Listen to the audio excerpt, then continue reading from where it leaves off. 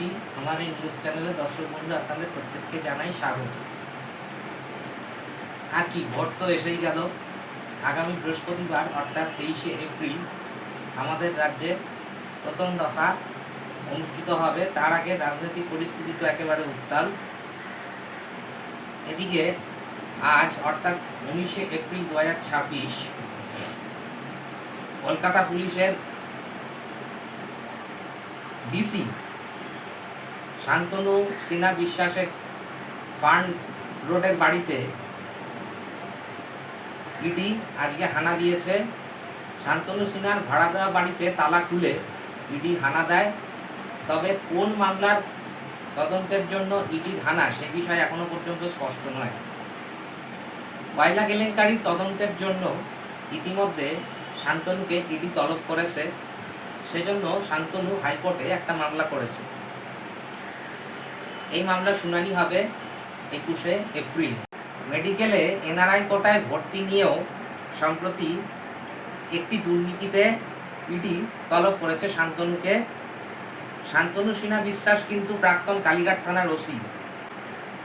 পরে তাকে কলকাতা পুলিশের ডিসি পদে নিয়োগ করা হয়।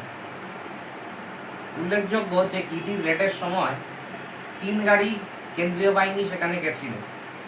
এ ব্যাপারে তৃণমূলের রাজ্য সভাপতি জয়প্রকাশ মজুমদার কি বলছেন আপনারা শুনুন। কি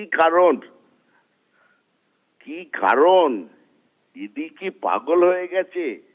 অমিত শাহ বলছেন ওপর থেকে সে দম দেওয়া পুতুলের মতো দম দিয়ে ছেড়ে দিচ্ছে।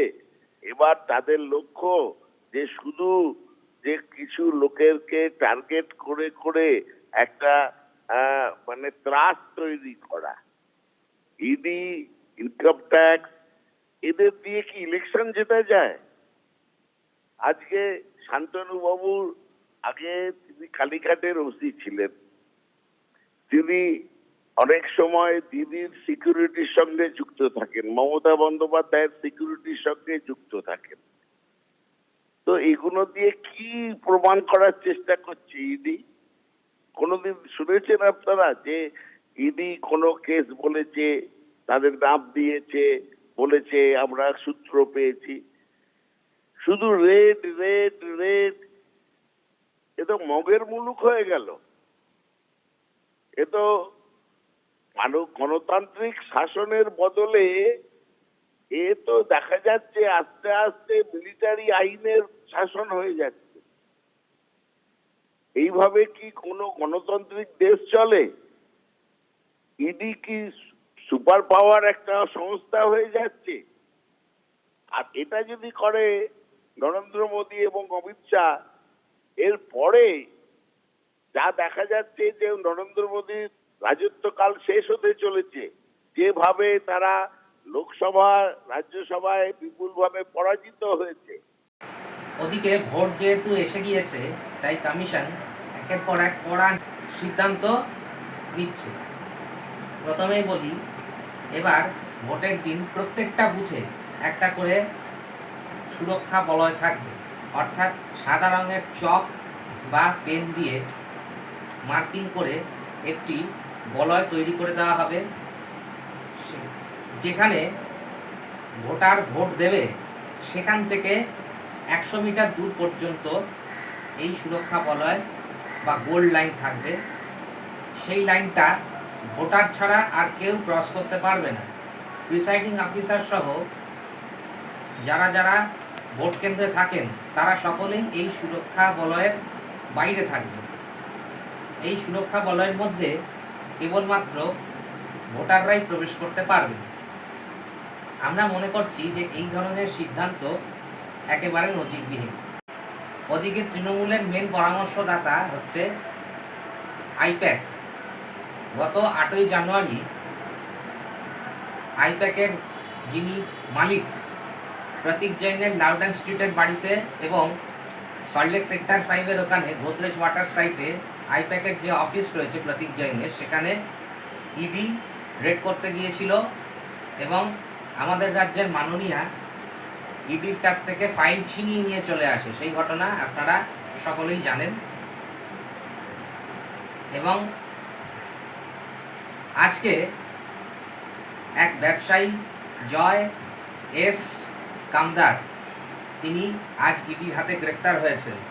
এছাড়া আইপ্যাকের ডিরেক্টর বিনেশ চান্ডিল কিছুদিন আগেই অ্যারেস্ট হয়েছে, আপনারা সকলেই জানেন। এই আইপ্যাক সম্বন্ধে আমাদের একজন পরিচিত ইউটিউবার অদ্বিতীয়া রয়, যে কিনা একজন আইনের ছাত্রী, সে কি বলছে আপনারা সবাই শুনুন। মানে এই ভোট আর 2 থেকে 3 দিন পর বৃহস্পতিবার থেকে প্রথম দফার ভোট, আর তার আগেই এত বড় খবর আসছে যে পশ্চিমবঙ্গের সমস্ত কাজ বন্ধ করেছে আইপ্যাক। পশ্চিমবঙ্গের সমস্ত কাজ মানে যত স্ট্র্যাটেজি দেওয়া তৃণমূল কংগ্রেসকে, যা প্ল্যানিং করা, যা ইলেকশনে কর্মরত এই আইপ্যাক নামক সংস্থা, সমস্ত কাজ আগামী 20 দিনের জন্য বন্ধ করেছে। আর আমি খবরটি পেতেই সঙ্গে সঙ্গে আমি ওপেন করলাম তৃণমূল কংগ্রেসের যেটি পেজ রয়েছে, ফেসবুকে যে পেজটি রয়েছে সেখানে ওপেন করেছে, আর দেখছি সেখানে বলা হচ্ছে শুভ অক্ষয় তৃতীয়ার, শুভেচ্ছা জানানো হচ্ছে অক্ষয় তৃতীয়ার। আর এই শুভ দিনে, অর্থাৎ এই শুভ অক্ষয় তৃতীয়ার দিনে আজকে কলকাতার বিভিন্ন জায়গায় ইডি তাণ্ডব তো করে বেড়াচ্ছেনি, এবং এই ইডি তাণ্ডবের মাঝেই সব থেকে বড় খবর আসছে যে আইপ্যাক 20 দিনের জন্য সমস্ত কাজ বন্ধ করে দিয়েছেন এবং জানিয়ে দিয়েছেন যে নির্দিষ্ট কিছু আইনি বাধ্যবাধকতার কথা। ভাই এটা তো বলতেই হবে, এটা না বললে আইপ্যাক যাবে কোথায়? আইপ্যাক জানিয়েছেন যে নির্দিষ্ট কিছু আইনি বাধ্যবাধকতার জন্য আমাদেরকে টেম্পোরারি বন্ধ করতে হয়েছে আইপ্যাক তার কর্মীদেরকে ইমেলের মাধ্যমে। শনিবার দিন ভাবুন, মধ্যরাতেই, অর্থাৎ কাল মধ্যরাতেই, কতটা এমার্জেন্সিতে একবার ভেবে দেখুন। নির্দেশিকা ইমেলের মাধ্যমে সমস্ত কর্মচারীদেরকে জানিয়েছেন, যারা আইপ্যাকের সাথে যুক্ত, যারা আইপ্যাকের সাথে কাজ করে থাকে তাদেরকে ইমেলের মাধ্যমে জানানো হয়েছে যে আগামী 20 দিনের জন্য সমস্ত কাজ বন্ধ হবে, অর্থাৎ কোনো স্ট্র্যাটেজি দেওয়া যাবে না, তৃণমূল কংগ্রেসের সাথে কোনো কানেকশন না, কোনো কথা না, কোনো মেসেজ না, কোনো প্ল্যান না, সমস্ত কিছু বন্ধ। আগামী 20 দিনের জন্য আইপ্যাক বন্ধ করা হলো। পশ্চিমবঙ্গে আইপ্যাক কোনো কাজ করবে না। শুধু তাই নয়, খবর তো এত মারাত্মক, সেটা হচ্ছে সল্ট লেকের সেক্টর 5-এ যে আইপ্যাকের মেন দপ্তর রয়েছে সেখানে এই শনিবার দিনই, মানে এটা তো মধ্যরাতে নির্দেশিকা জারি করা হয়েছে, তার আগেই বিধানসভার বিভিন্ন যে বিধানসভা রয়েছে সেখানে যে আইপ্যাকের কর্মীরা কর্মরত তাদেরকে ডেকে পাঠানো হয়েছিল এবং সেখানে গোপন বৈঠক হয়েছে কর্মীদেরকে নিয়ে। তাদের সঙ্গে গোপন বৈঠক হয়, আলাপ আলোচনা হয়, কথাবার্তা হয়, এবং তারপর যখন মধ্যরাতে এই নির্দেশটি আসে, সেটা স্তম্ভিত করার মতো নির্দেশ ছিল যে সমস্ত কর্মীদেরকে নির্দেশ দেওয়া হলো যে আগামী 20 দিন এখন আইপ্যাক বন্ধ থাকবে, কোনো কাজ কোনো কিছু করা যাবে না, সম্পূর্ণরূপে পশ্চিমবঙ্গে কাজকে ডেড স্টপ করা হলো। মে মাসের 11 তারিখের পর নাকি পুনরায় যোগাযোগ করার চেষ্টা করা হবে, তাও আবার কনফার্ম নয়, সেটা মেবি যোগাযোগ করা হতে পারে, এরকম একটা নির্দেশিকা দেওয়া হয়েছে। এখন কোয়েশ্চেন হচ্ছে, আপনারা এবার আমাকে একটুখানি জানান যে এটার মানেটা কি ভাই? এটা এটা এটা হঠাৎ করে কি এমন ঘটলো যে আইপ্যাককে বন্ধ করতে হলো? দেখুন, এক তো হচ্ছে যে এখানে পলিটিক্যাল অ্যাঙ্গেল থেকে যদি দেখে থাকি তো অলরেডি বেশ কিছু রাজনৈতিক নেতারা বলা শুরু করে দিয়েছেন যে এটা আইপ্যাকের একটা চাল হতে পারে। তারা প্রত্যেকটা ইলেকশনের আগে প্রেজেন্ট করে যে তৃণমূল কংগ্রেস নাকি হেরে যাচ্ছে, আইপ্যাক পারছে না।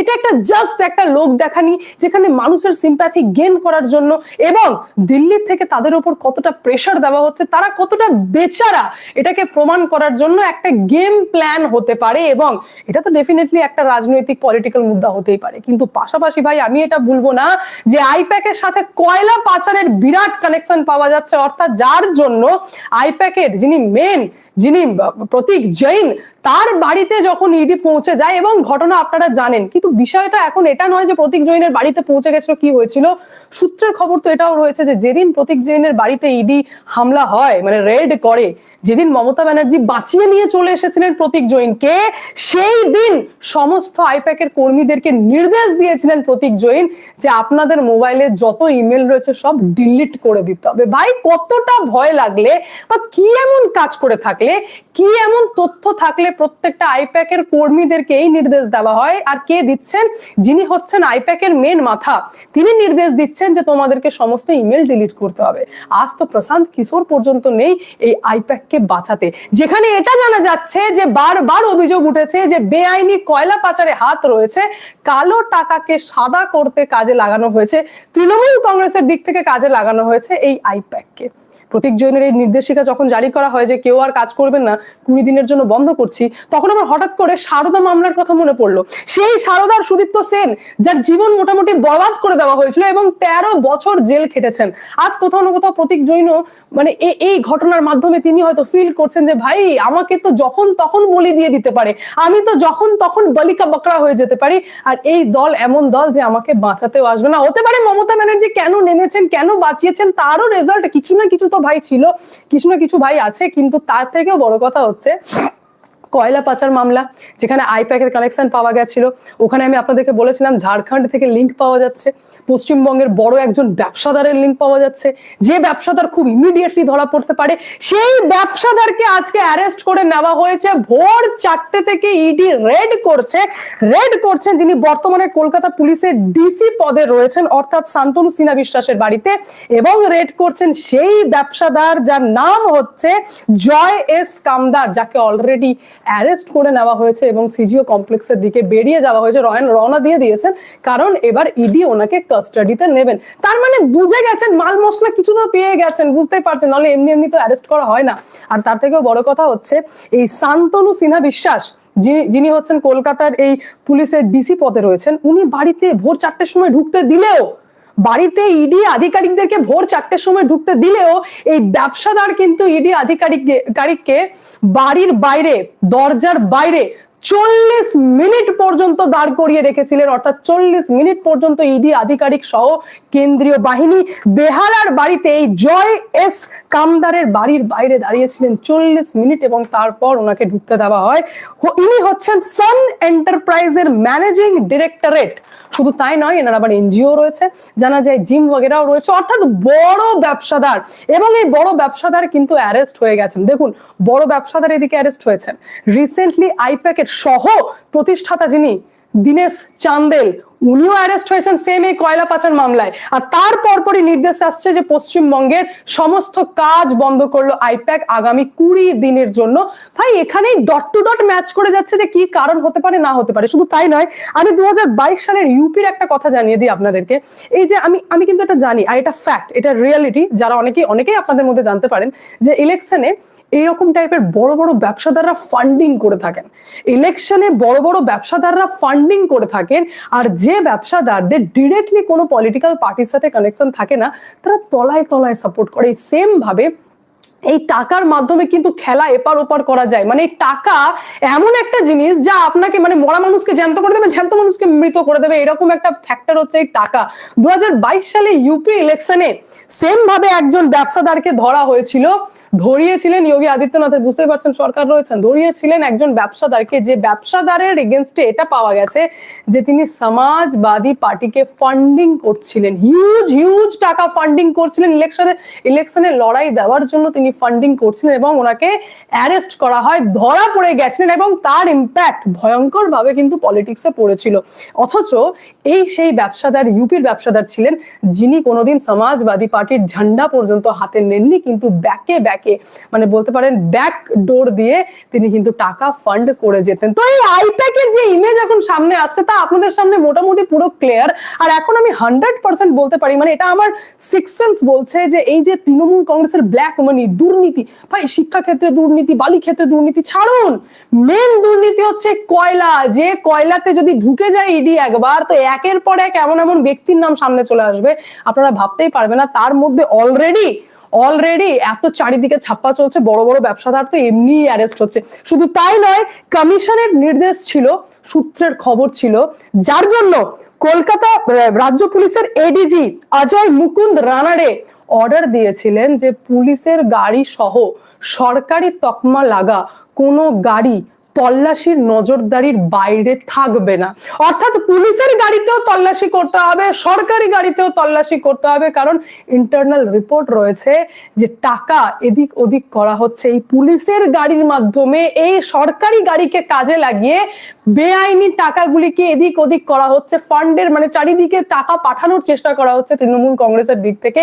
সেই কারণে রাজ্য পুলিশের এডিজি নির্দেশ দিয়েছিলেন, অজয় মুকুন্দ রানাডে নির্দেশ দিয়েছিলেন যে এই নাকা তল্লাশি যেটা চলছে সেই নজরের বাইরে এই পুলিশের গাড়িও থাকবে না, সরকারি তকমা লাগা গাড়িও থাকবে না। থাকবে না তো অভিষেক ব্যানার্জির স্ত্রীও। নির্দেশিকাতে এটা বলা হয়েছিল যে অভিষেক ব্যানার্জির মতো নেতা হয়ে যাক না কেন, ওনার স্ত্রী, যার ব্যাপারে বলা হয়েছিল যে ইন্টারনাল রিপোর্ট রয়েছে, শুধু তাই নয়, তৃণমূল কংগ্রেসের বড় বড় নেতা হতে পারেন, যারা 4-5টা করে ইয়ে নিয়ে, প্রোটেকশন নিয়ে, সুরক্ষা বাহিনী নিয়ে ঘুরে বেড়ান, হতেই পারেন। প্রত্যেকের গাড়ি তল্লাশি করা হবে। তার মধ্যে এটা পর্যন্ত ইন্টারনাল রিপোর্ট ছিল যে তারা মেডিকেল ক্যাম্পে তারা টাকা রাখছে, বেআইনি টাকা রাখছে। মানে যে ব্লাড ডোনেটেড যে সমস্ত ক্যাম্পগুলি হয়ে থাকে সেখানে পর্যন্ত টাকা রাখছে। আর আমি অবাক হয়ে গেলাম, আমাদের এরিয়াতে আমি দেখছি হঠাৎ করে, আমি একটা সাব ডিভিশনাল টাউনে থাকি, সেখানে হঠাৎ করে দেখছি পাঞ্জাব থেকে আসা অ্যাম্বুলেন্স ঢুকে পড়ছে।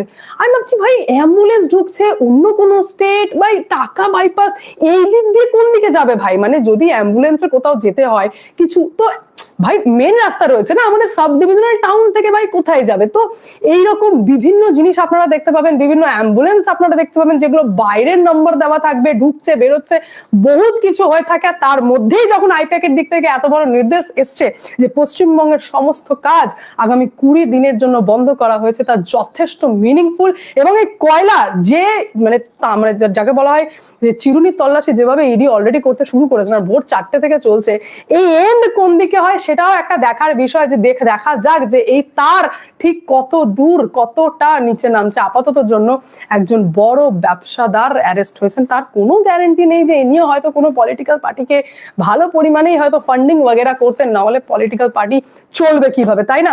আপাতত জন্য এটা সব থেকে বড় খবর হচ্ছে যে আইপ্যাক পশ্চিমবঙ্গের সমস্ত কাজ বন্ধ করে দিয়েছে। এই পুরো বিষয়ের উপর আমাদের নজর থাকবে। যাই হোক, আজকে আমার প্রতিবেদন এই পর্যন্তই। আবার আপনাদের সঙ্গে দেখা হবে পরবর্তী প্রতিবেদনে।